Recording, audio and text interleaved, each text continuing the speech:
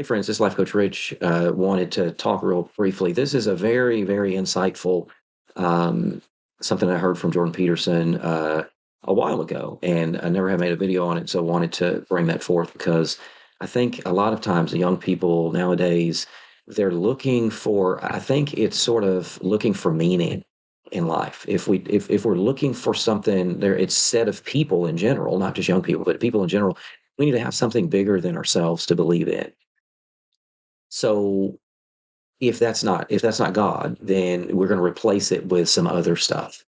And so one of those things might be, social justice issues, or the climate issues, or LGBTQ stuff, there could be the Palestinian cause now.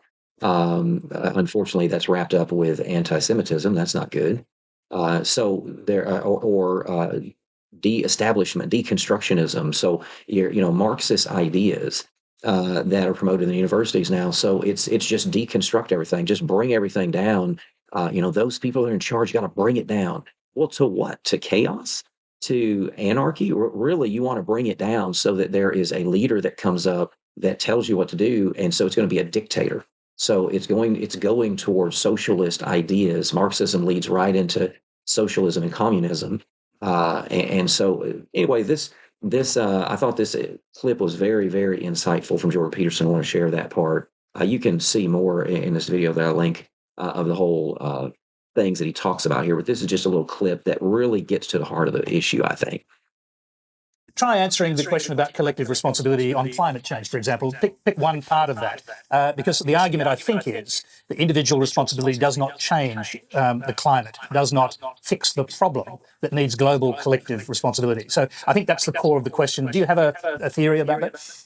Well, fundamentally, I'm a psychologist, and my experience has been that people can do a tremendous amount of good for themselves and for the people who are immediately around them by looking to their own inadequacies and their own flaws and the things that they're not doing in their lives and starting to build themselves up as more powerful individuals. And if they're capable of doing that, and then they're capable of expanding their career. And if they're capable of expanding their career and their competence, then they're capable of taking their place in the community as effective leaders. And then they're capable of making wise decisions instead of unwise decisions when it comes to making collective political decisions. I'm not suggesting in the least, and have never suggested, that there's no domain for social action. I'm suggesting that people who don't have their own houses in order should be very careful before they go about reorganizing the world, which happens in many ways. Collective responsibility overrides individual responsibility in a huge issue like that. No. Okay. I don't. I think generally people have things that are more within their personal purview that are more difficult to deal with and that they're avoiding, and that generally the way they avoid them is by adopting pseudo-moralistic stances on large-scale social issues so that they look good to their friends and their neighbors. That's what it looks like.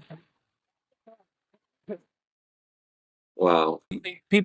I think generally people have things that are more within their personal purview that are more difficult to deal with and that they're avoiding, and that generally the way they avoid them is by adopting pseudo-moralistic stances on large-scale social issues so that they look good to their friends and their neighbors. That's what it looks like. And then this, yeah. That's so great. So they're not dealing with certain issues, um, and and so then pseudo moralistic stances on large scale issues, so that they look good to their friends and their neighbors.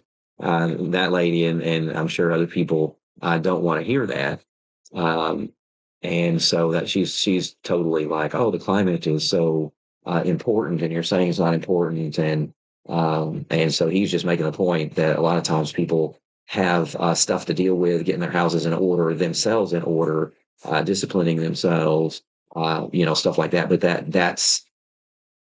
that's harder.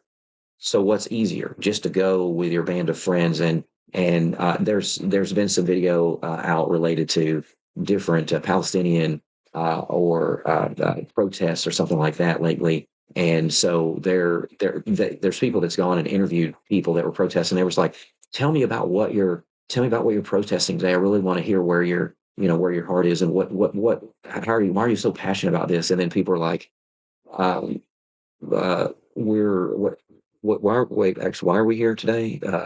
What were we doing? What were we protesting today?